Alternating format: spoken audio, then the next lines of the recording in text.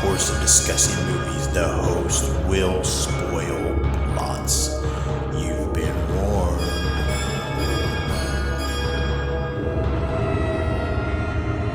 Listen to their screams.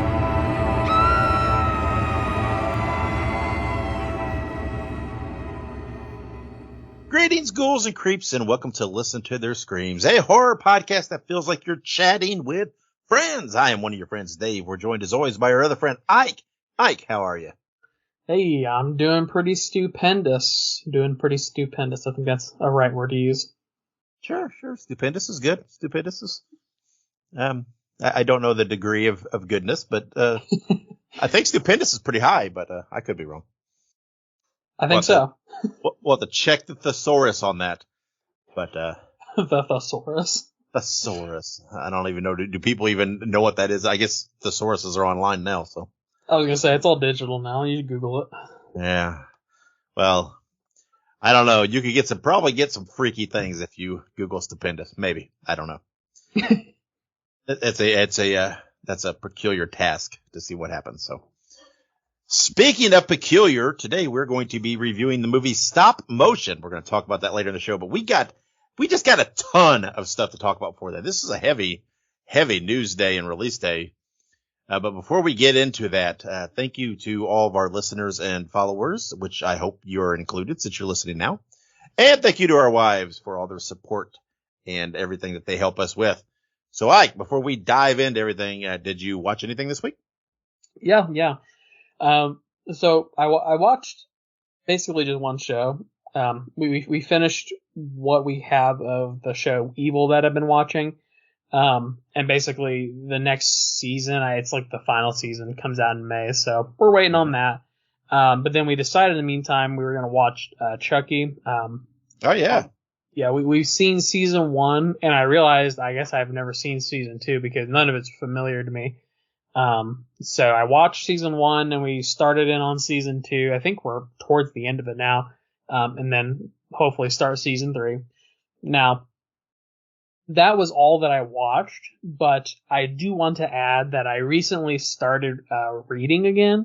So, fun fact about Ike, I love to read, but I oftentimes don't have time to read.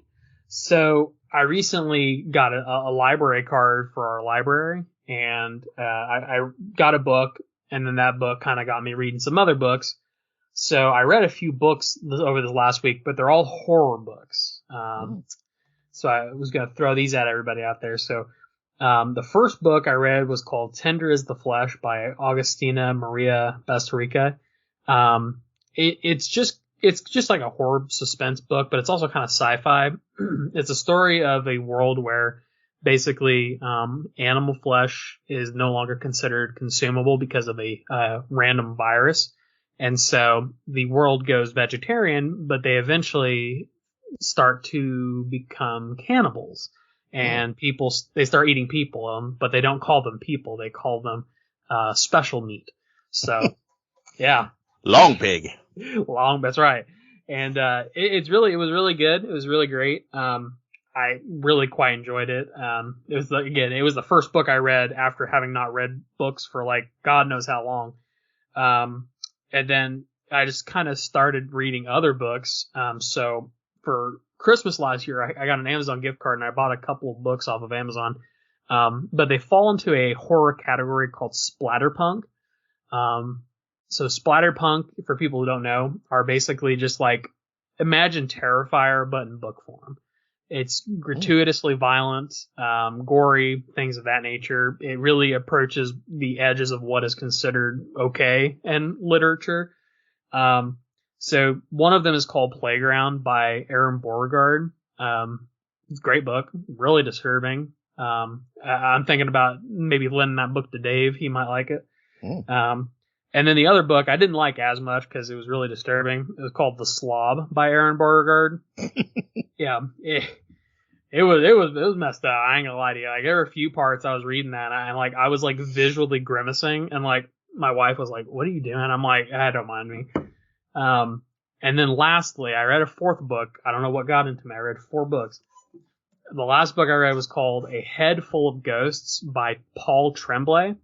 Now, that one was really good, psychologically speaking, but Paul Tremblay actually wrote another book called like The Cabin at the End of the World, which is the book that was used as the basis for Knock at the Cabin Door. Right, yeah. So Paul Tremblay wrote A Head Full of Ghosts as well, and I can definitely see, how like he's just a very unique writer, but Head Full of Ghosts is great. I got it at the library. And it's solid. It's really spooky, and basically it's the story of a mentally ill teen who her family thinks she might be possessed, but they're like not totally sure, but they do an exorcism on her anyways, and then like all kinds of bullshit starts happening. So it's interesting.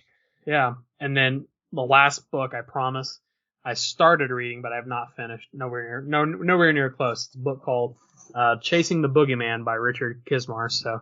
I'll let you guys know how that goes later. Interesting. So you didn't watch the internet sensation that's been everybody seems to be talking about lately, the movie Diced. I was going to, but I never got a chance to watch it. I'm gonna be honest with you guys. I've been so consumed with reading, which I never thought I would ever speak those words, but I've been so consumed with reading for some reason, because I guess I never knew about horror books, that I forgot to watch it. Well, I will tell you this. I still watch it, but I'm going to talk just a bit about it. I'm not going to give away a lot. But let me say this. This movie is very divisive online, because and I see both sides, because I agree with both sides to a degree. The one side completely say this is a complete Terrifier ripoff. I can see that, right? It is definitely, I mean, we're talking direct down the tree descendant of Terrifier. I mean, there's, scenes that mirror it. And I get that. That's fine. This is, I can't remember his name now, but anyway, it's his first movie, right? His first dive into anything. And he has, come online and said, hey, I'm influenced. It is what it is. This is my first thing. We didn't have much of a budget, blah, blah, blah. So, I don't like the term ripoff per se, because there's lots of horror that's really, really influenced by other things. Oh, yeah. But yeah, there is some direct, parallels between the two. I mean, really direct. So, but I don't like the term ripoff, but yeah. I do understand the sentiment. On the other hand, it's a fun little movie. It's only about an hour long. It's like 59 minutes. It, and maybe because I like Terrifier so much that, hey, yeah, you know what? This was fun. And I see man, did they pull from Terrifier? Yeah, sure. Did they almost remake parts of Terrifier? Yeah, okay. I get all that. But what I see is, man, I hope this kind of does a little well and they get a little funding to do something else with this. And let's see what he can do with a little more money. The lead character, the Scarecrow kind of guys, is pretty cool. And while there's not as much gore, there are definitely some Terrifier inspired practical effects. Right. Not to the Terrifier degree, whatever, but again, limited budget. I don't understand. If people are like, watch it and are like, this is a ripoff, I don't like it. Okay. So be it. Go on about your business. But to be fair, these comments that I'm seeing are in Terrifier aimed and Art the Clown aimed like groups and pages, which is fine. But why? What's the point? I mean, this movie's not pulling anything away from Terrifier. All this is showing to me is the impact of the Terrifier franchise. That, hey, now we're starting to get new filmmakers that are cropping up who are inspired by this and that are emulating Terrifier, and that's a big deal. That shows the impact of Terrifier and the franchise. So I don't know. It's not a groundbreaking movie, nothing spectacular, kind of predictable, but it's a fun little movie. And I do hope they get to explore and play in this sandbox a little more. So I do advise people to watch it. I hope you'll watch it still. and I want to hear what you have to say about it. Because for a 59-minute little thing, I enjoyed it. I thought it was all right. Wasn't the greatest thing since sliced bread, but it was all right. It was fun enough. And so man, people need to turn the heat down a little bit on this. And don't get me wrong, man. I'll call. I'm the first to call crap, but I'm like, this is, clearly inspired by Terrifier, but who cares? Why is that a bad thing? Right. Per se, I mean, give me a break. Nobody's reinventing the wheel out here. Well, that's what I was gonna say. It's even Terrifier. I think Damien Leone would be the first to tell you that like Terrifier is not like 1,000% like original. And that's what a lot of people I feel like don't remember about movies in general is that everything is a derivative of something. There is very rarely a true 100% original character, theme, whatever the case might be. But like you said, I actually have seen quite a bit of back and forth in some of like the Art the Clown, appreciation type groups that talk about it. And, and like you said, it doesn't look like a bad movie. I mean, it just looks like a fun, film made by people who are passionate about their project. And, I haven't watched it and I will watch it, hopefully before our next episode, but it's just like, just let people have fun, man. You know what I mean? And they're not hurting nobody. I'm sure Damien Leone probably would have loved to see this and be very inspired that somebody else thought, I love Terrifier so much that I want to make something made after one of my favorite films, Yeah, I mean, it is so weird to me. I mean, we're talking about just a little independent filmmaker guy with his first little project. Right. What did they expect that he's going to come out of the gates with a Jordan Peele-like mind twister? I mean, come on.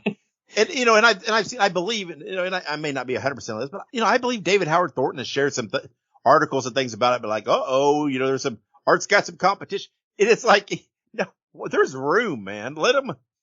I'd like to see some more push the boundaries slasher films using practical effects that are in that vein. And if Terrifier is the one that's kicked that door open and there's other things inspired by it, man, that's a good thing to me. And, I've seen people get down to it like, well, they look like they used the same font as Terrifier for the title. I was like, really? Who cares? Come on. I'm like, but whatever. So anyway, that's what I watched. I watched Diced and then I continued my Buffy. And, again, man, everybody go out and watch Diced. It's free. It's out there. It's, I don't remember where I watched it. I think, was it on Tubi? I think it was. Yeah.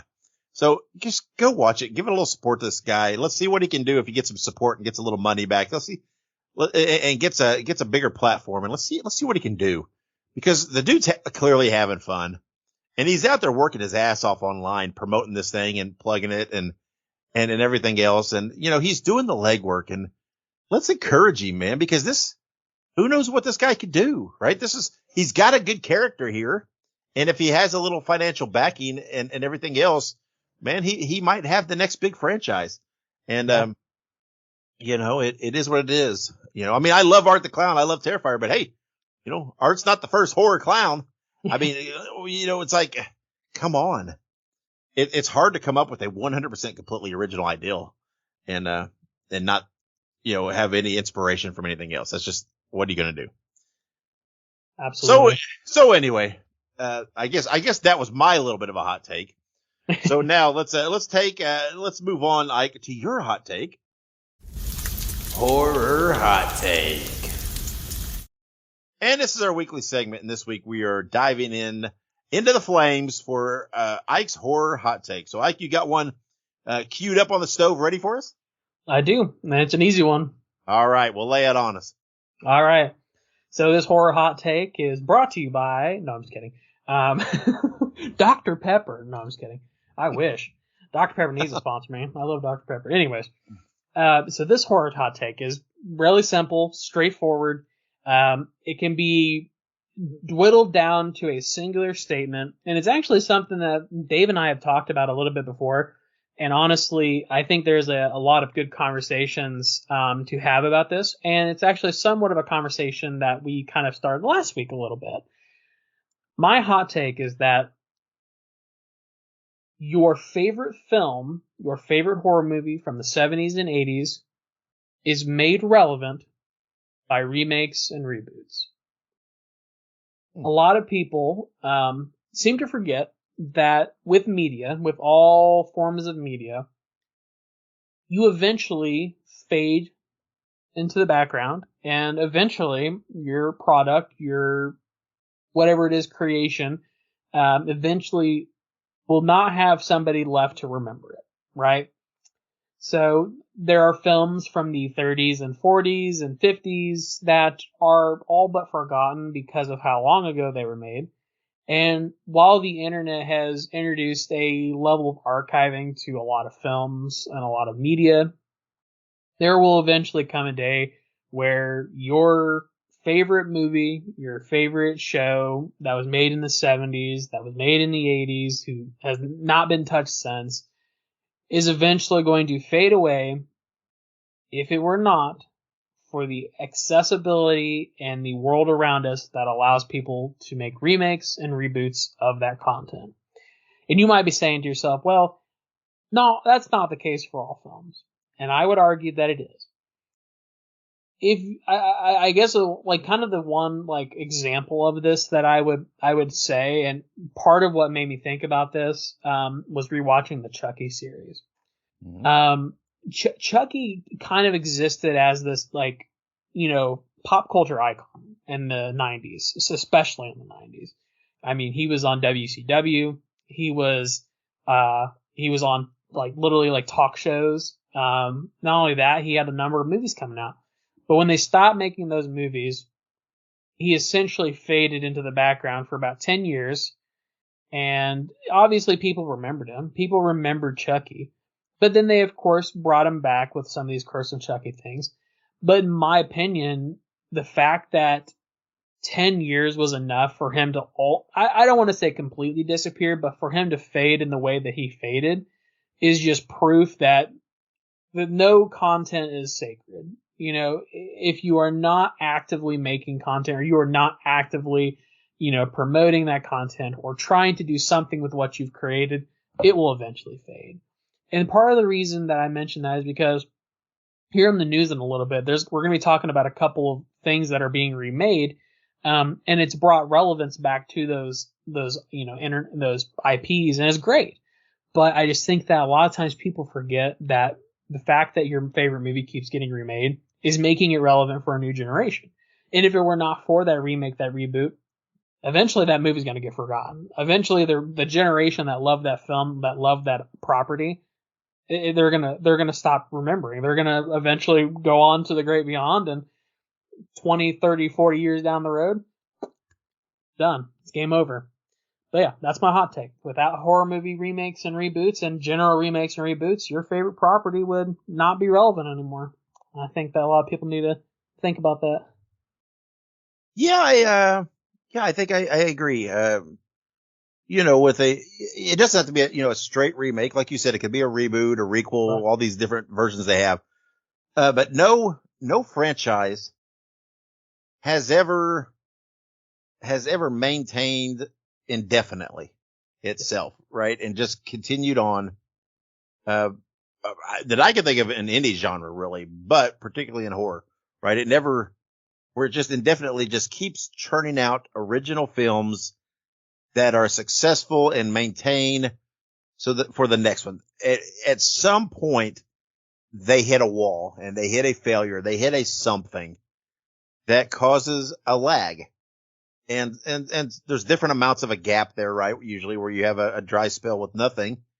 But then eventually there's a remake or a reboot or a requel or a reimagining in some sense.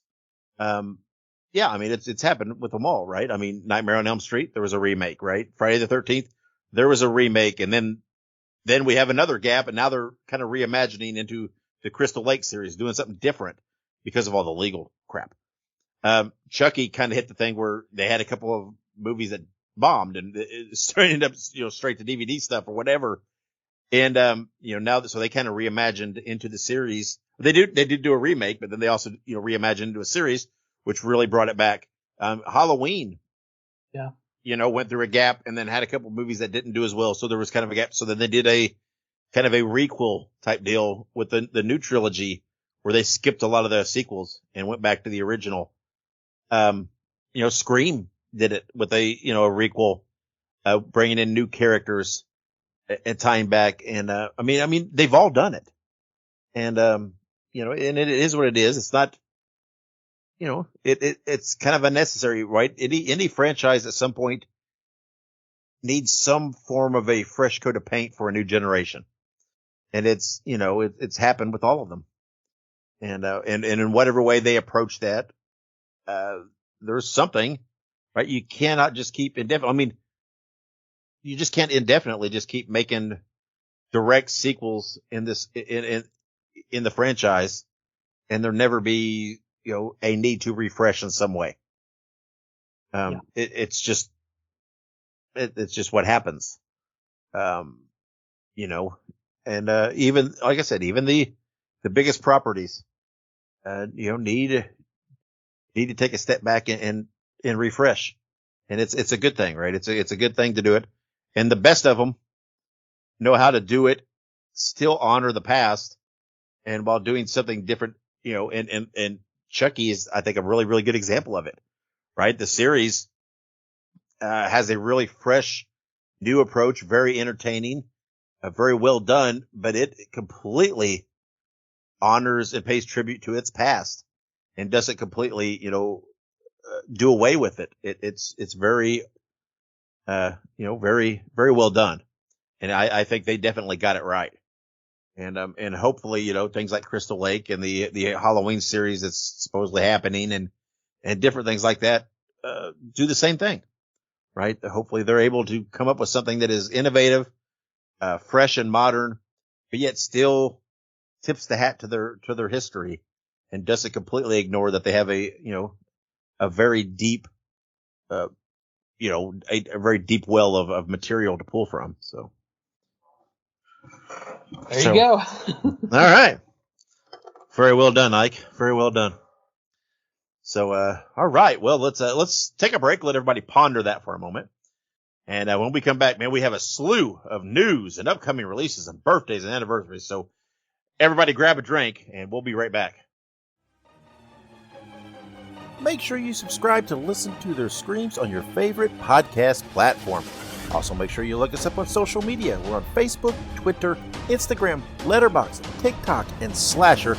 All you have to do is look up Listen to Screams. That is Listen, the number 2 in Screams, and you can find us there. Also, make sure you go and buy yourself a Listen to Their Screams t-shirt. You can find all of our shirts at tinyurl.com/Screams Shirts.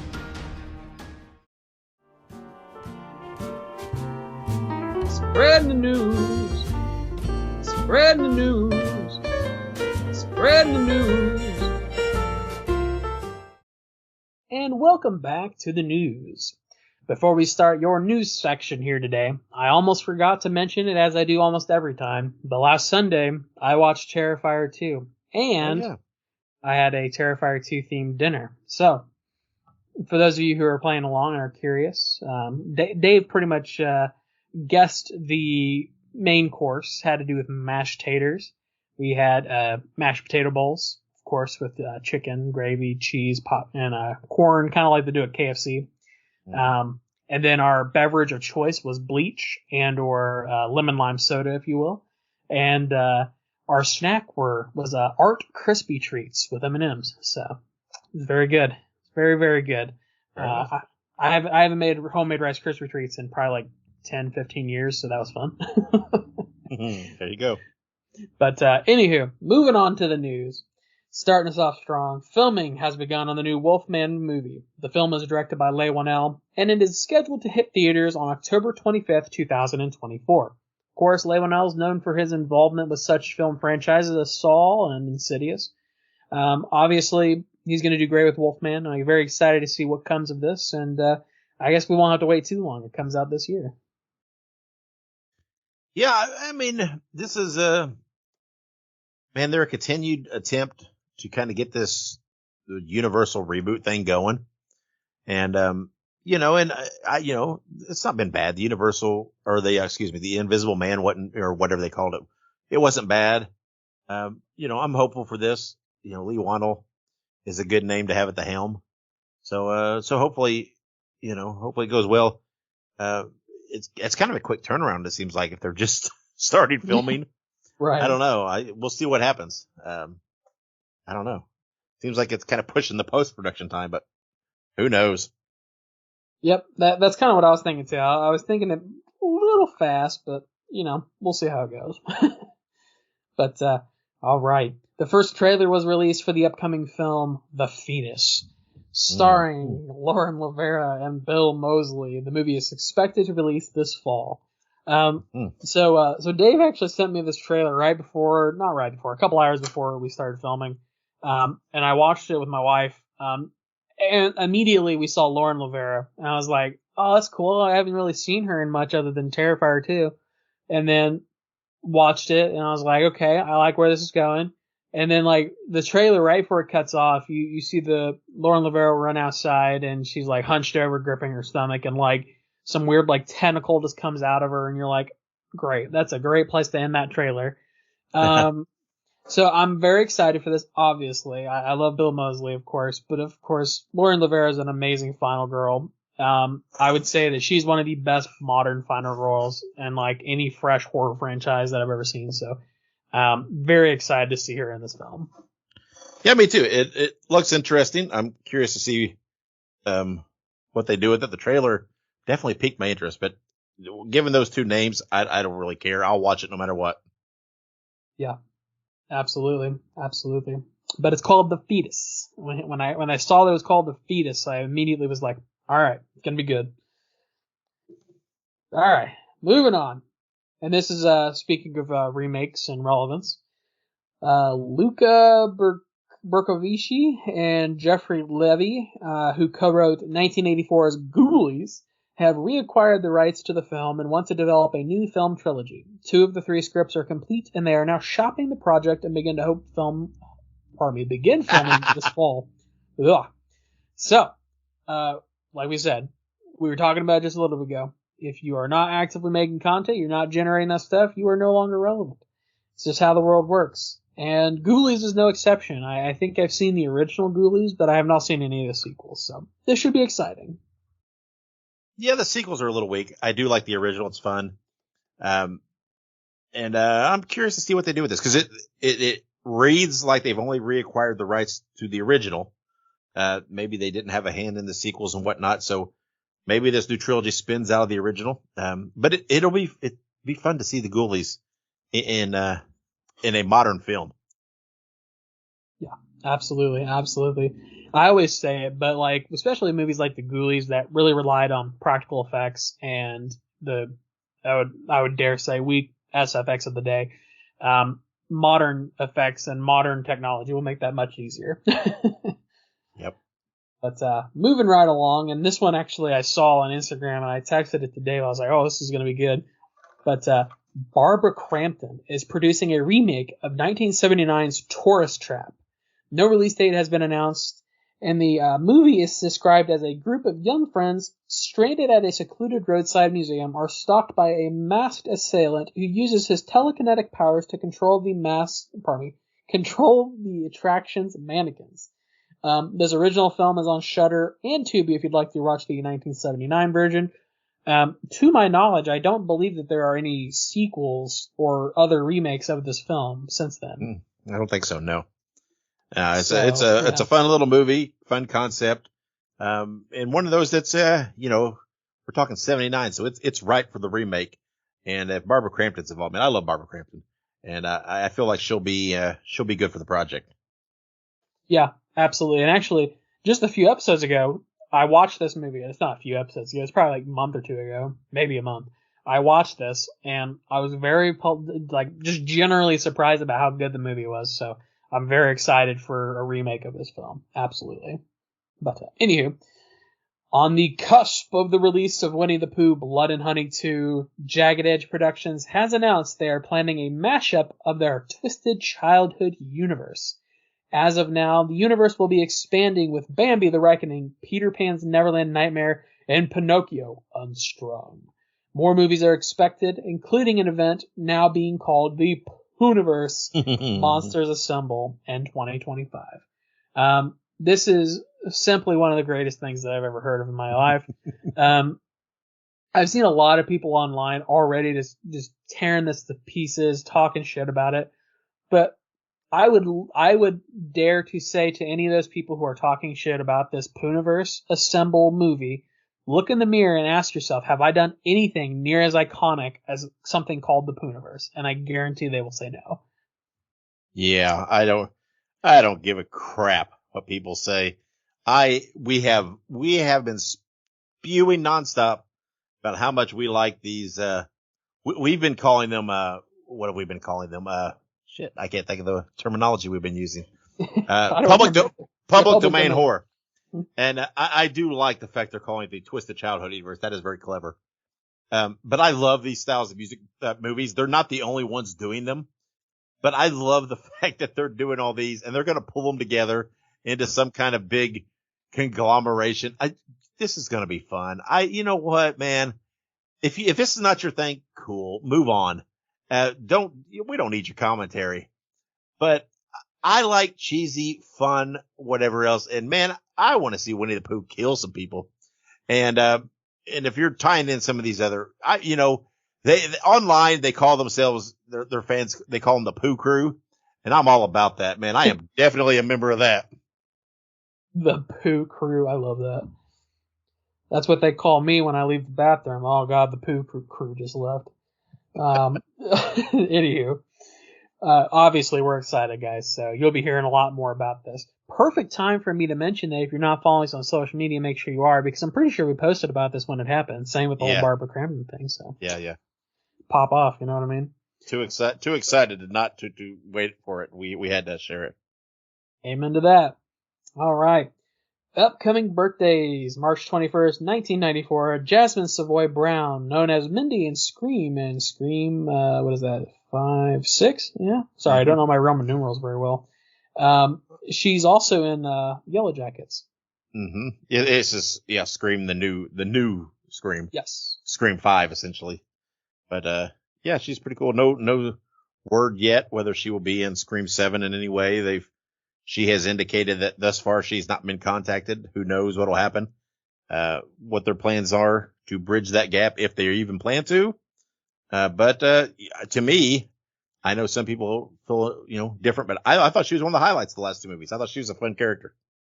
No, yeah, absolutely. I thought that she was a breath of fresh air as sort of a Randy-esque character. Obviously, I believe she's literally a descendant of Randy, but I feel like she did it with a modern twist, and it was so good. Yeah, I agree. Love it. So happy birthday, Jasmine. Up next, March 24th, 1974, a very timely birthday for Dave. Allison Hannigan, who is Willow in the Buffy the Vampire Slayer TV show, also known for, I think, like How I Met Your Mother. She was one of the American Pie. Yeah. So, and of course, Dave, he's watching Buffy right now, so this is very timely. Absolutely. And she plays Willow, which is probably my favorite character in Buffy thus far, and I don't see that changing here down the stretch. But I mean she's you got to think that's a pretty iconic role. Talk about Buffy and How I Met Your Mother and American Pie. That's some big stuff. It really is. It's honestly, if you think about it, that's pretty iconic. And I feel like Allison Hannigan, I feel like she doesn't really do a whole lot right now. Maybe she's just like taking a break from acting or something, but I haven't really seen her in much lately. Yeah, I don't know. She's pretty active on Instagram. I think she's got kids. So I don't know if maybe she's just, enjoying motherhood. I know she posts a lot of stuff about her and her kids being Swifties and stuff like that. So I think she's just, I don't know. I think maybe she's just, being a mom and whatever else, and she's earned it. Yeah. Absolutely. All right. Well, moving on up, I think that that's all of our birthdays, so we're going to move on to some upcoming movie anniversaries. We've got a few. March 21st, 1986, we have Chopping Mall. I recently watched this as well. This was on my Dave's to watch list. It was good. Chopping Mall, in my opinion, should be remade. I think that you could genuinely make a more serious, more terrifying version of that in today's day. But for the time, I imagine that this probably would have been pretty cool to watch in theaters. Yeah. Speaking of Barbara Crampton, she was in Yep. it. And, I believe and I think it might be this date. I'm not sure. It was originally released under a different name and it didn't do real great. So they changed the name, kind of did some restructuring of it and then released it as Chopping Mall. So I'm not sure what this date is. This date was the original release and I don't know what the original title was off the top of my head. So, but in any case, I do love Chopping Mall. Fun movie. Absolutely. Absolutely. And like I said, let's see a remake. Somebody out there do it. I'd love to see it. All right. Moving on up, we have March 22nd, 1985, Friday the 13th, A New Beginning. Really trying to remember this one. Is this the one where like it's not Jason? It's not Jason. Yeah, this is the one where it's the paramedic where Tommy's at the home for troubled kids and whatnot. So not a bad movie. Took a big swing with it. It was okay, but clearly not what fans wanted. I think when you don't have Jason Voorhees in it, it's it didn't work, which led to, whatever it was, I can't remember what the next one was, with with Tom Matthews, I believe, in the next one, and it was Zombie Jason, where Jason lives. So A New Beginning, not one of my favorites, but it did lead us to Jason Lives, which I do very much enjoy. Yeah, absolutely. I do love Jason Lives. Honestly, I do like this movie too. It's not my favorite, it's not bad, but it's not bad. It's different, like you said. It's experimental, and I can respect it. Yeah, I get what they were going for. Yeah, and I understand why. But man, people watch Friday the 13th. They want to see. They want Jason, just like I love Halloween 3. But when people originally went to see Halloween 3, they wanted to see Michael Myers, and so I understand. Why at the time it probably, didn't work as well. So. There you go. What can you do? All right. March 22nd, 2019, we have Us, a Jordan Peele masterpiece. Obviously I love Us. It is probably somewhere in my top 10 to 15, films. Either Us or Get Out would be. But Us is really good. It's weird, but it's weird in a good way. Yeah, it's a fun movie. I like it. I mean, I don't dislike any of the Jordan Peele movies. I like them all. So, but yeah, Us is good. Absolutely. Moving on to March 24th, 1989, we have 976 Evil. I have actually heard of this movie. This is the movie where like they dial 976 Evil, right? And they get like supernatural powers or something. Mm-hmm. Yeah, it's an okay movie. Probably most noted for being directed by, Robert Englund. Oh. Yeah, so but it's all right. I believe it was remade at some point. I don't know when, and I don't think I've seen the remake. So I'd be curious to see what that was like, but it's a fun movie. Interesting. I was looking at IMDb. There's a 976 Evil and then a 976 Evil 2. Woohoo! Look at that. All right. Well, I'll have to check that out sometime. I'd be willing to give it a shot. So no remake. Was I incorrect? Was there not a remake? I don't see a 976 Evil remake, but there are two of them. I don't know if there's a second. Maybe there is a remake. Maybe it went under a slightly different name, potentially. I don't know. Maybe not. For some reason I was thinking it was remade, but I could be wrong. Obviously wrong, I guess. Or maybe I'm just not searching it correctly. You never know. All right. Well, moving to March 27th, 2015, we have It Follows. One of my favorite movies of all time. Dave, I don't believe you've seen this movie yet, have you? Nope, not yet. I have not. Excuse me, a mutual acquaintance of ours. This is a very divisive movie between with you and him. He hates it. You like it. And, it has spawned many a discussion. And, I have not watched it yet. Fun fact though, the car from the movie is the guy that owns here close to me in North Carolina that owns the Myers house. He owns the car from the movie. Really? He does. Yeah. That's really cool. The car, honestly, it kind of reminds me of the car from Evil Dead a little bit. Yeah. And and it's going to be at Carolina Fear Fest, which I'll be going to Memorial Day weekend. So Nice. it'll be there. Yep. Awesome. Well, yeah, you got to watch that movie because I am hoping that you'll like it at least moderately like I do, so that way you and I can tag up against our mutual acquaintance. I don't know if I want to get drawn into it. That might be why I've not watched it yet. Just to not get. I don't want to be the determining vote in this debate. I'm pretty sure Monica's watching, and she didn't like it either. She didn't like it either. No. So I feel like, well, I was gonna say it could be a wise rebuttal, but Kayla loves the movie, so. Oh well, that won't work. Unless you hate it, and then unless I hate it, then it's a weird thing. And then it could be us versus you guys. So we'll see. To be determined, guys. Yeah. Oh Lord. But anywho, if our mutual acquaintance is listening, fuck you, man. No, I'm just kidding. I doubt he listens. I doubt he listens, but no, who knows? If he does, honestly, that'll just sit there forever. If he ever listens to this, he'll probably be like, "What the hell?" Knowing him, it'll be one of those things that like 6 months from now, he'd be like, "Yo, what do you mean, fuck me?" I'm like, you'd be like, "What?" And he's like, "That one episode where you talk about his father." They're like, "Dude, that was like 6 months ago." Right. That's pretty much that's always how it is. It'll make its way back to him somehow. He has immaculate timing with these things. He does. All right. Maybe he'll come on the show someday. Probably not. Anyway. I doubt it.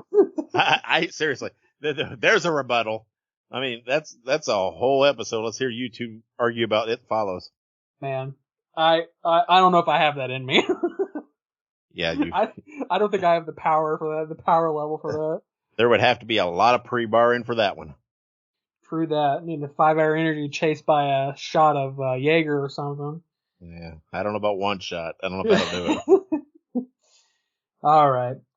Our last movie anniversary, which is another good one, March 28th, 1986, April Fool's Day. I have seen this one. I have seen this one many years ago. I'm pretty sure it's just stupid, if I remember correctly. It's just kind of a goofy movie. Yeah, it's all right. I like it. It's fun. I believe Amy, is this what the movie? Is Amy still in this from Friday the 13th Part 2? I believe she's in the original April Fool's Day as well. Do you still have IMDb up? Yeah, I'm looking. Yeah, Amy Steele's in this one. Yeah, she's from Part 2 with the Part pickaxe, or not pickaxe, the pitchfork. Pitchfork, yeah. And then they kill her off. No, never mind. I'm thinking of the wrong thing. Never mind. But yeah, she's in it. And I am pretty sure that April Fool's Day has been remade. Yeah, I'm positive it has. yeah, I think so. But I do like the original. It's one of those fun 80s movies that's cheesy, goofy, but yet fun. There you go. All right. So that's all of our anniversaries and birthdays. Now let's talk about some upcoming releases.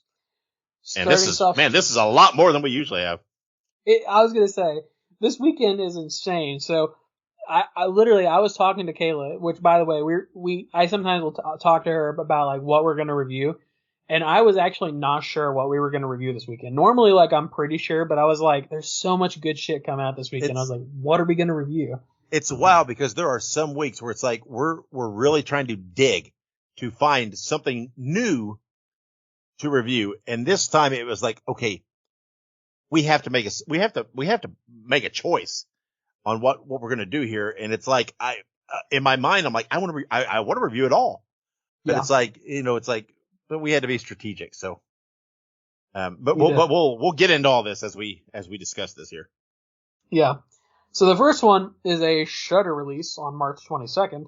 And this wasn't on the short list of review stuff. No, it was not. This was not on the short list, guys. No offense, but well, I think they'll understand as soon as they hear the other 3 movies that were like on the list. But yeah, no offense to this one, but I'll watch it at some point. But right, yeah, but it's not gonna be like, oh, I need to watch this right now. All right, it's called You'll Never Find Me. Described as Patrick, a strange and lonely resident living in a mobile home at the back of an isolated trailer park. After a violent storm, a mysterious young woman appears at his door seeking shelter from the elements. This looks good, sounds promising, could be good. Shudder release, I'll watch it. yeah, I will. But again, it does not carry the weight of the other movies coming out this weekend. But this is a movie that, yeah, at some point, it will crop up in a what we watched at the open of a show. Yeah, for sure. Absolutely. But these other films, not so much. Now, the next one I'm super excited about, but, well, go ahead. Yeah. Well, I'm pumped for it too, but I did go back and forth on whether or not this would be something we review. Yeah, the thing is, it doesn't fit the vein as well as the others. It's, it is horror adjacent, but probably not enough. And I know we have reviewed some movies that were very loose in the horror definition.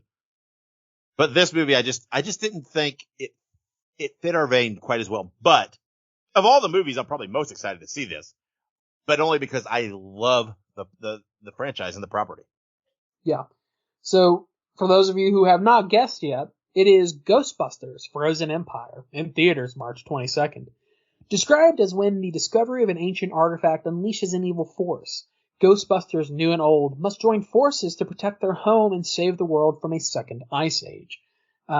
Obviously, we both love Ghostbusters, like Dave just said. The property of Ghostbusters is so great, so vast. It has just got so much good stuff for it. Obviously, we want to watch this movie. We are probably going to watch this movie at some point. It's just, like he said, it doesn't necessarily fit the vein of everything else that we review. Yeah, no, I mean, it's just not, again, I don't think it's horror enough. And I know, again, we reviewed some movies that don't fit that, but that was, some of those times it was out of nothing else to review a little bit. Out of necessity. But here's the thing. I will watch this movie. I will buy this movie when it comes out, video on demand. I will watch this movie a zillion times in the coming years. I love Ghostbusters. The first one of my favorite movies of all time. The first one is a masterpiece. It is such a great movie. This one probably won't be as good because first one, masterpiece. But I'm super stoked. I'm super excited. But then there's also the vein of, you know what?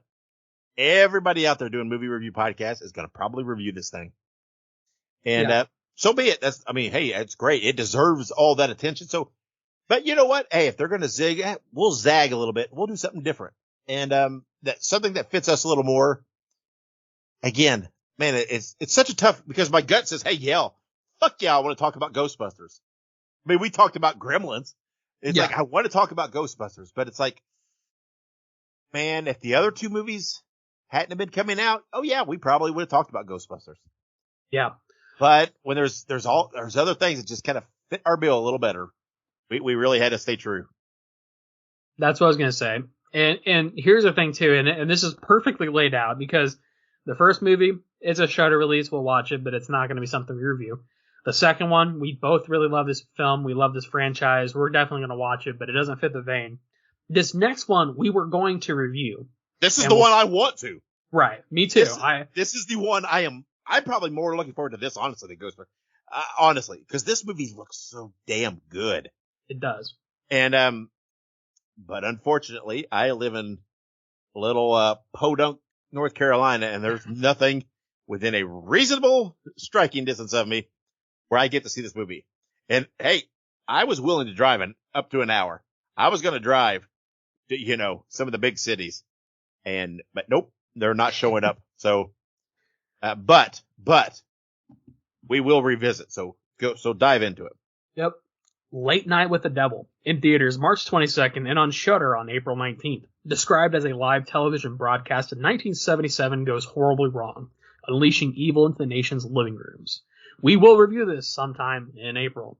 Obviously, we are pumped for this. I've been watching this slowly come out and get ready.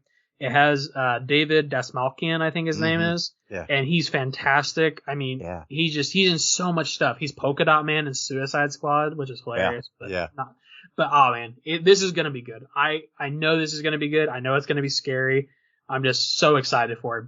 But Dave said, you couldn't get it. No, good. This is what we were ready. We were gonna review it, and because I surely thought, man, there's some place that I can drive to and watch this thing, and it's so weird. It's so odd to me that it's not anywhere, but whatever.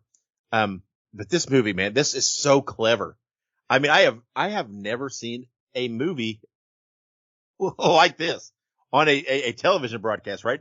Where they're, and I could be wrong, right? Maybe there is something out there, but where they have, the possessed person on a show. This is a great concept. This is, man, so intriguing to me, but that's okay. That's okay. Cause like we said, we had a stacked weekend. So, okay. So Ghostbusters didn't fit the bill. This one, just because we couldn't do it, it got voted out, but it comes to Shudder in April. So that's okay. We can revisit it in April when it comes out in Shudder. That it'll be relevant then.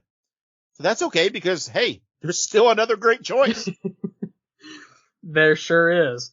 We have Immaculate in theaters March 22nd. Described as Cecilia, a woman of devout faith, is warmly welcomed into the picture-perfect Italian countryside where she is offered a new role at an illustrious convent.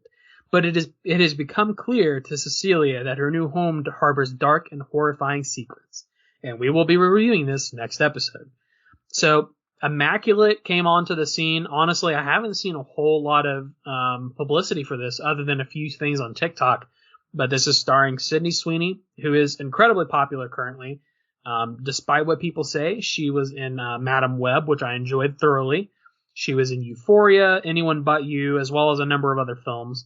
And of course, I'm assuming it's going to be a demon possession movie based on everything that I'm seeing, or some sort of evil spirit. And I love me some ghosties, so I'm down for it. Yeah. It again, it looks good. There is a buzz about it. Yeah. Right. People are starting to talk about it as it comes out. Again, we have a weekend with 3 great releases, which honestly, any of the 3 would have been really great to review. Had it not been for these other 2, yeah, sure, we probably would have went ahead and reviewed Ghostbusters because that would have been, it would have been the one to do. Had we been able to do it, we would have done Late Night with the Devil, but hey, we couldn't do it. So, we're reviewing Immaculate, and it's not like we're just settling because this is still a movie that I'm really pumped to see and to review. I want to see all 3 of these movies, and I want to talk about all the 3 of these movies. So it's not like settling. It's like, this is just the way, this is just the way the chips fell. And this is what we're reviewing. We will revisit, Late Night with the Devil. I'm sure at some point we will have a little bit of a discussion about Ghostbusters. They'll all get mentioned on here. But as far as next episode and this stacked weekend, Immaculate gets the call, and then that's where we're going. Yep, you got it. All right. So if you haven't figured out already, this is a absolutely stacked weekend. So much shit's coming out. Go out if you can. Support all of these releases. Watch 1, watch 2, or watch all 3 movies in the theaters if you want to. Watch them all. Go make a day of it, man. And just, that's right. I've done that before, man. I've watched 3 movies before in theater, one right after another. Man, that's a fun day. So, go do it, man. Go see them all. Just sneak in some like McDonald's or something in like your backpack. I used to work in the movie theater. I fully encourage you taking food into movie theaters. On the low, I bring my own popcorn. I pop it at home, put it in a plastic bag, put it in my wife's like backpack purse thing, and then we sneak it into the theaters and eat it. I don't pay for that shit. I pay for a drink, but I don't pay for popcorn. So, dude. Just so you know, any of the theater chains that are listening to this, the thoughts of Ike do not necessarily represent those all on the show. Listen, don't get me started. Look, I used to work for a movie theater. I'm not going to say which one because I don't know. I don't think I signed anything that said I couldn't talk about it, but I don't want to get in trouble. But I used to work for one of the big 3. It was a 3-letter name. Rhymes with Alpha Motel Charlie. And people would bring shit in, and I did not care. I literally saw somebody sneak a pizza in through the side door, and I was like, I didn't see anything. I don't give a fuck. But anyways. That's where they make their money, man. It's on those concession markups. I'm telling you, man, like, I get it, like, cause I work there, but like, I am not going to pay $12 for a bag of popcorn when I have I literally bought like these like small bags of popcorn. They're like for individual servings. I literally bought like a box of those for like $6. I'm going to pop one of those bastards and I'm bringing it in with me. Anyway. But despite the concession opinions of Mike, Go see all these movies. Yes. Go see all the movies. I still go to the movies, guys. I go like every week, but I just don't buy popcorn or snacks. I bring my own. I buy a drink though because they have Coke Freestyle and that shit's delicious. Yeah. Anyways, I had to bring up food at some point in this show. I guess it just had to be right now. I didn't know we had a second hot take coming. Don't get me started on, man. I'll keep going. All right. You guys know what's going to happen next. You guys are going to follow us on social media. You guys are going to watch all these movies. And when we come back, we are going to have our official review of Stop Motion. Stick around. Listen to Their Screams is now a Fangoria collaborator. Get 20% off your order at shop.fangoria.com by using the promo code LISTEN2SCREAMS at checkout. That is listen, the number 2, and screams. Or you can click the link in the show notes. All right, and here we are, review time. We're going to talk about Stop Motion. We're glad you're all here. Did you sneak in your popcorn and listen to the review? No. We don't sell concessions here, so you can eat whatever the hell you want and drink whatever you like. We prefer and recommend, if you're of age, an adult beverage. That it makes our wacky sense of humor go down a little smoother. And I am right now enjoying a nice Yingling, probably my choice of beer.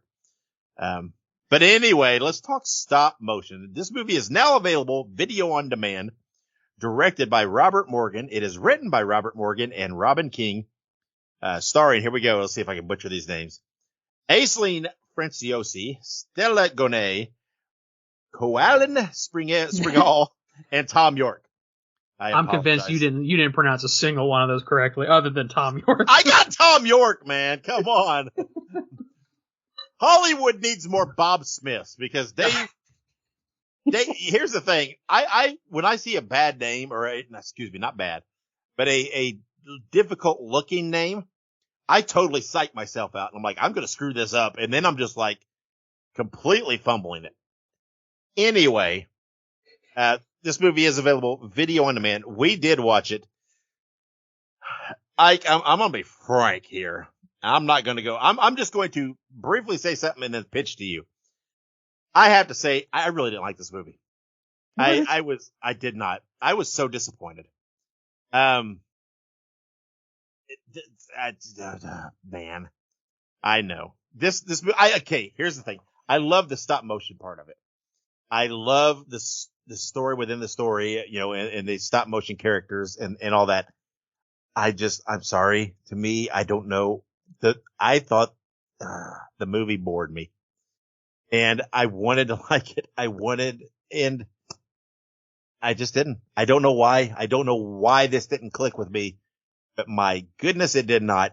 So I want to just say that bit first, and then I'm going to kick to you and let you talk about it first. Well, I guess not first, but you know what I mean. Right. No, I got you. So wow. Honestly, I was kind of teetering on whether or not, because every time we record on these, I always say to myself, I wonder if Dave liked this movie. And most of the time, like, I'm pretty confident that, like, either, Dave liked it a little bit or he liked it a lot more. I can usually gauge. This one, I did have a hard time gauging whether or not you were going to like it. So I'm not terribly surprised because it could have gone either way. I liked it. I liked it a lot, actually. Stop motion to me, it felt a little experimental. Not quite in the vein of like, Skinamarink or, what the other one, the Outwaters. Not quite like that level of experimental where they're like completely trying to redefine the notion of filmmaking. But like, it tried to mix, a little bit of that stop motion with the actual film cinematography, because there were definitely scenes where there was a little bit of both going on. And I gotta say, I really enjoyed those moments where they kind of blended the two worlds, because to me, this film was a story of grief and how grief evolves and consumes. And that's how I kind of, went into this of, this person, whose mother was a stop motion, cinematographer, made stop motion films, was very critical and very harsh towards her daughter. And her daughter basically was like, it kind of all came to a head for her because essentially it was just too much. And before she could like really have that moment of like, this is it, the mom dies. Mm-hmm. So not only is this a story of grief, it's a story of unrelinquished frustration and rage, which is why, you know, after her mother's death, instead of continuing her project, she says, I'm going to make my own project. And her grief and rage and frustration manifests itself in sort of like this Spectre-esque, like, little girl who's like guiding her on her story. And I from the get-go, I thought the little girl was completely like, was something fucky. I was like, there's something fishy about this. I don't know. This is not like a normal little girl. This is like either herself as a child or like some like weird like mental image bullshit. So that's what I'm going to say, is that like I loved that it had that little bit of deepness to it, where it's like, this person is basically struggling and this is why. But there's some really cool visuals in this too. There's a part where she's in the shower and she's like scratching her leg, but it's like wax. Yeah. I don't know why, but it just tripped me out seeing that. Or like the last like 20 to 25 minutes, kind of, it basically all the gore and violence was like in the last 20 to 25 minutes. Yeah. But the one that really like made my skin crawl is where she's like tearing into her like own like cut on her leg. So she's like sticking her entire hands in like this cut, and she's like trying to like pull flesh out of it. I was like, holy shit. So yeah, I really like stop motion. The beginning was a little bit of a slow burn. I definitely think that it could have maybe popped a little bit more into there just to make it a little, you know, interesting at first, but that last 30, 40 minutes was really good. And like you said, the stop motion parts of it was really cool. Just really, really neat to see like them do the stop motion and like, you know, the creation of like the figurines, one of them being created out of raw meat and then one of them being created out of like a literal carcass was really weird, but really cool.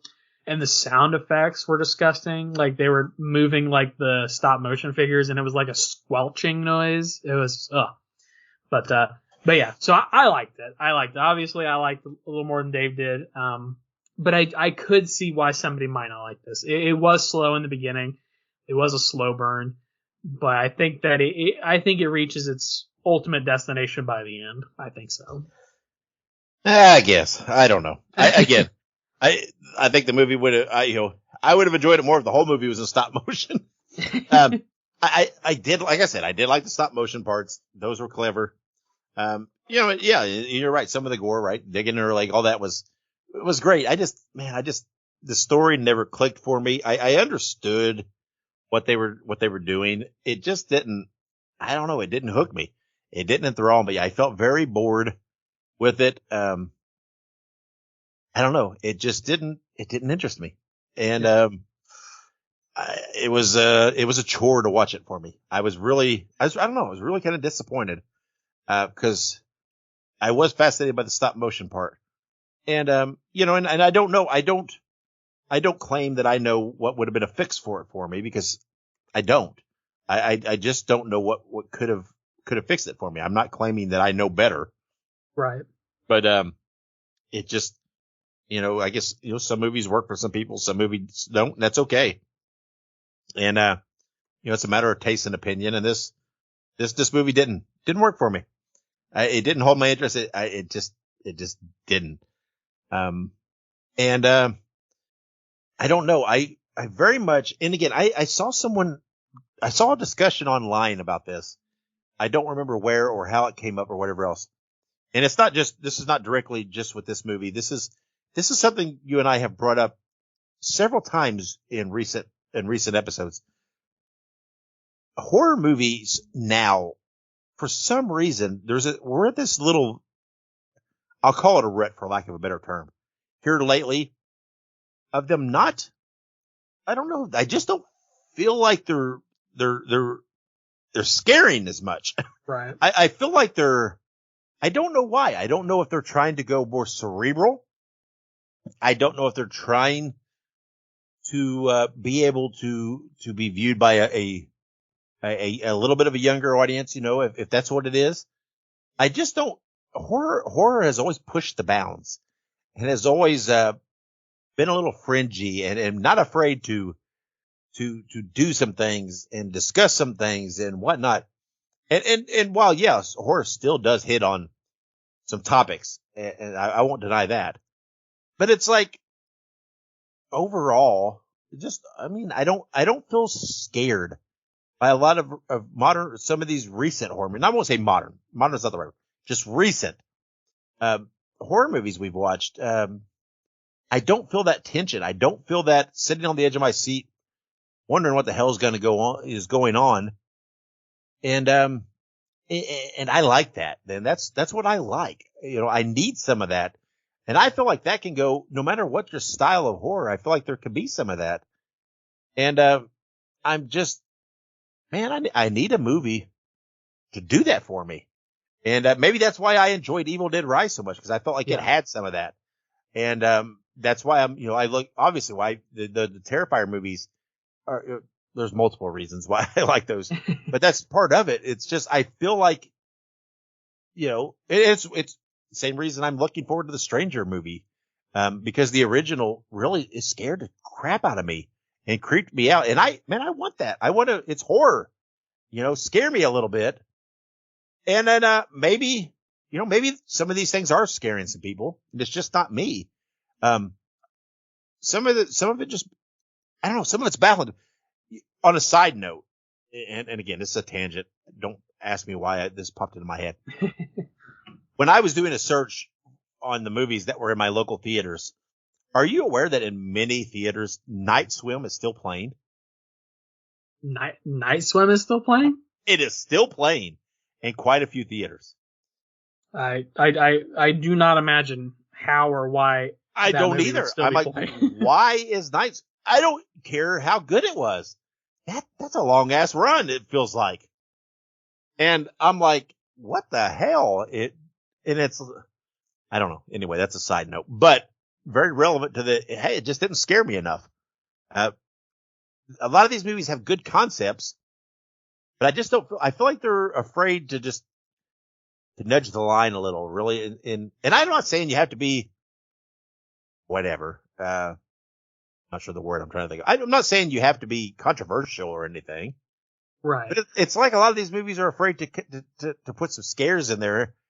And again, I don't know if it's a rating thing. I don't know if it's an audience thing. I don't know what it is. I don't know why. I don't know if they're trying to just be more cerebral, and it's just not, that doesn't work very often. You can't have a lot of cerebral movies that really tense. It works. There are some that do, but you can't do it all the time. And it's okay sometimes just to make a movie that just has some scary shit jump out and make you jump. And, it's okay sometimes to use a few cliches and have some fun with it. But, again, I've strayed. But this movie just stop motion didn't click with me in any way. I didn't feel tense. I didn't feel scared. I didn't feel, I don't, stop motion stuff I'm fascinated by, and I do love. And I think it's an amazing art form, an amazing form of media. And I really, really like it. And I really enjoy it. And I did enjoy those parts in the film and seeing it, because it's just incredible. But, I don't know. I was really hoping the stop motion stuff would scare me more than it did. Yeah. And it just didn't for me. And, whether that's me, whether it's the film, again, it's just an opinion taste thing, but, didn't click with me. Yeah, I will agree with you. It was not an overly scary movie. I think that, like you said, this movie was going for, I think cerebral is probably the best way to describe it. It's more of a, and like, I don't mean this in like the bad way. I think they were trying to go for more of a deep cut. And it was like, because there's a difference between having like disturbing imagery versus like scary, right? Mm-hmm. And there was some disturbing. There was, viscera, there was, gore, but it wasn't scary, right? Yeah. There wasn't anything about this that scared me per se. There were parts of this that deeply disturbed me.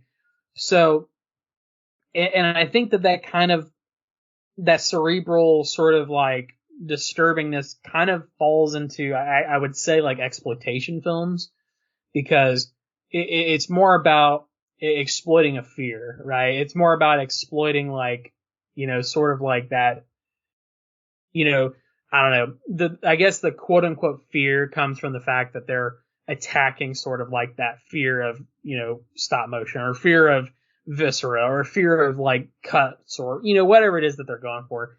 I don't know exactly how it works, but yeah, it was more, it was more on that side of the fence than it was of actual horror, which I do agree. I think that a lot of films recently have either ventured too far from the path in an attempt to be intellectual, or they simply are just cookie cutter films. Like Night Swim, in my opinion, is one of the most cookie cutter horror movies I've ever seen in my life.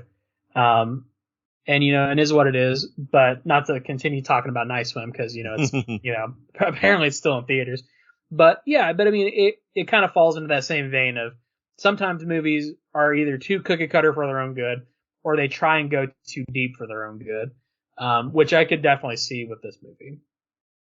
Yeah, I think, I don't know.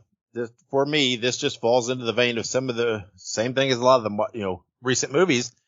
They're not, I don't feel like they're committing to a lane and really going full bore in it. And, whatever they're trying to do is just it's not clicking. And again, maybe that's why I really enjoy and appreciate movies, like the Terrifier movies and things like that, because they know their lane. They know what they're doing.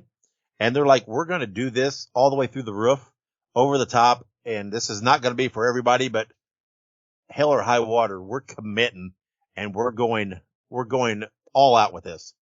And we're not afraid to do that. And I don't know. I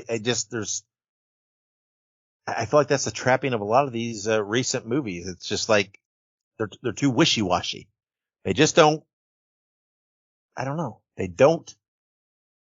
Some of them don't. They don't feel like horror to me. Yeah. It's like they try, but they're afraid to really commit, or something. I'm not sure. I can't put my finger quite on it. It seems to be a common thing, at least with me, of a lot of recent movies that we watched. And, but again, there are some movies coming out that I'm hopeful, right? That, I mean, the First Omen looks promising. I'm hopeful about Immaculate, right? That I'm hopeful. Again, it's another possession movie, right? It's another possession movie in a religious setting. And this has been done a lot. So I'm hopeful that they do something to, jump out. I mean, we reviewed a few movies that in this same kind of vein. But I think that's why a movie like Late Night with the Devil really seems promising to me. It's a different, it's like a different approach. It's something different that we've not seen a dozen times. And again, we have said predictable is not always a bad thing, but if you're going to be predictable, if you don't have an angle that is super unique, then you really better put it to the floor and push the bar a little bit to set yourself apart. I mean, if you're going to be predictable. Yeah. And, absolutely. You got to do something. I don't know. I see what they attempted with stop motion. It just didn't work for me. It just really, really, really didn't. And, that's too bad. So, all right, let's rate this sucker. So out of 5 screams, Ike, what are you giving Stop Motion? All right. So while I enjoyed this movie greatly, there are obviously things that I think, could be changed potentially. I'm obviously not a professional filmmaker. I'm just some fat dude behind a microphone. So I'm going to give it a strong 3.5 out of 5.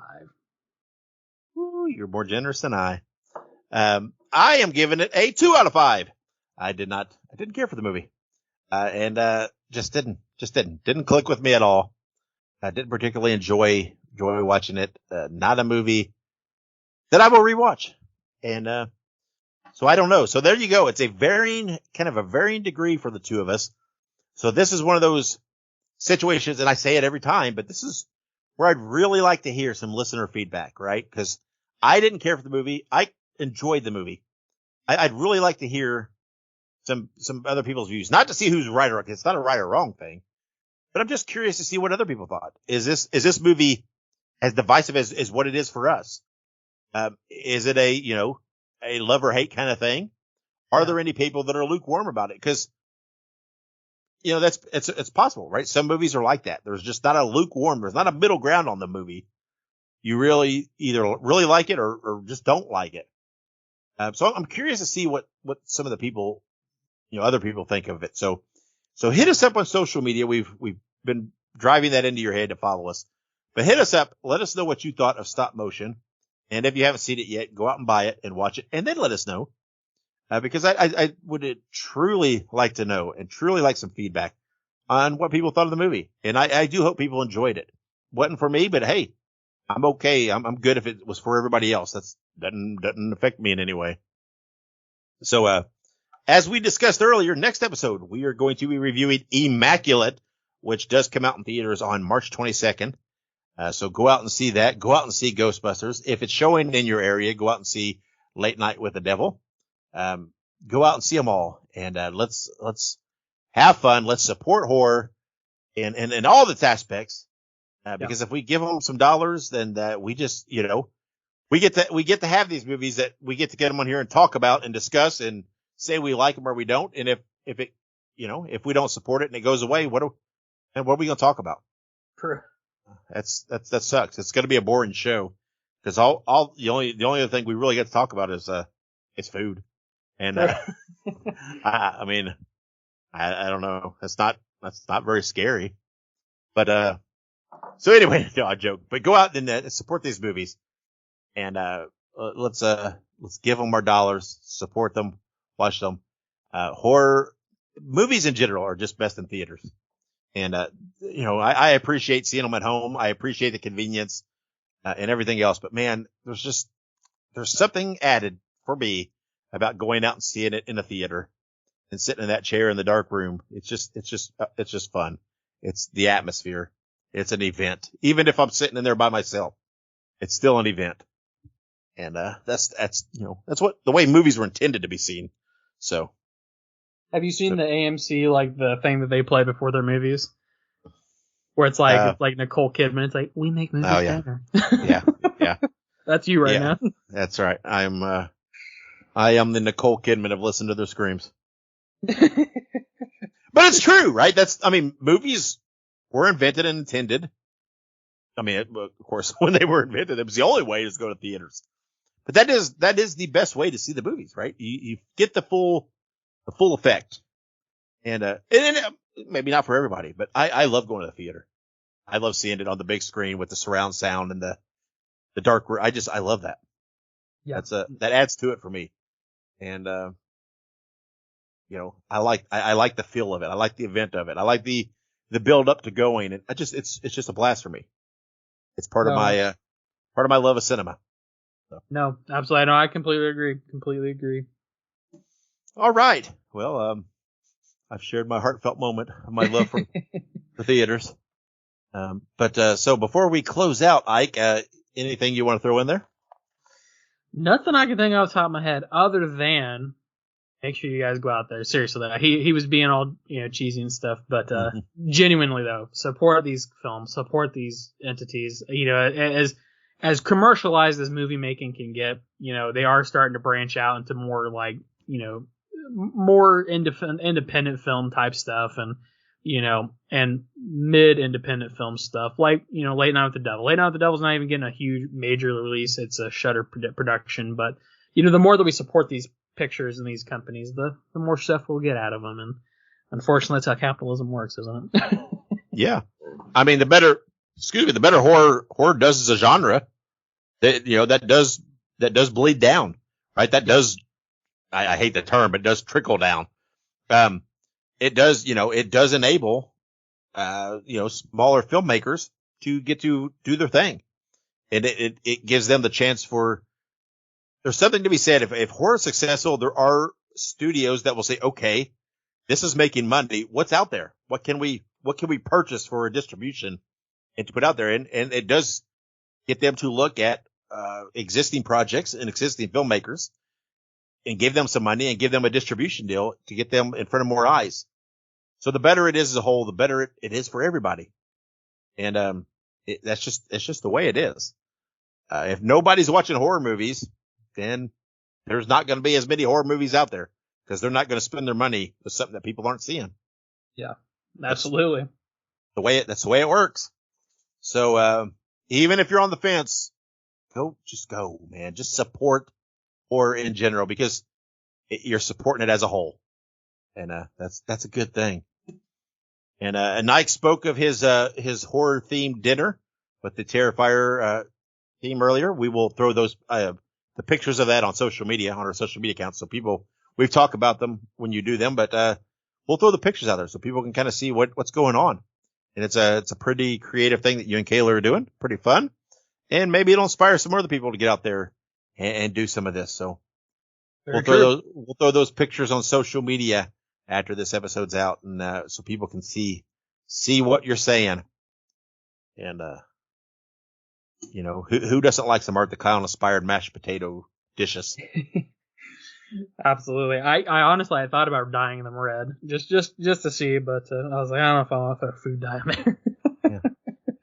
At least you didn't partake with a ton of salt and bleach as you did them.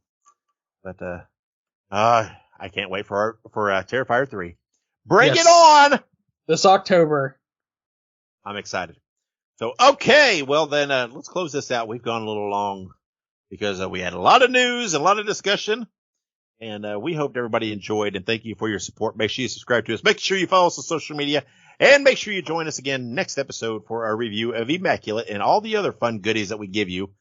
But until then, I'm Dave, that's Ike, and wherever you go and whatever you do, be good, be safe, and have many pleasant nightmares.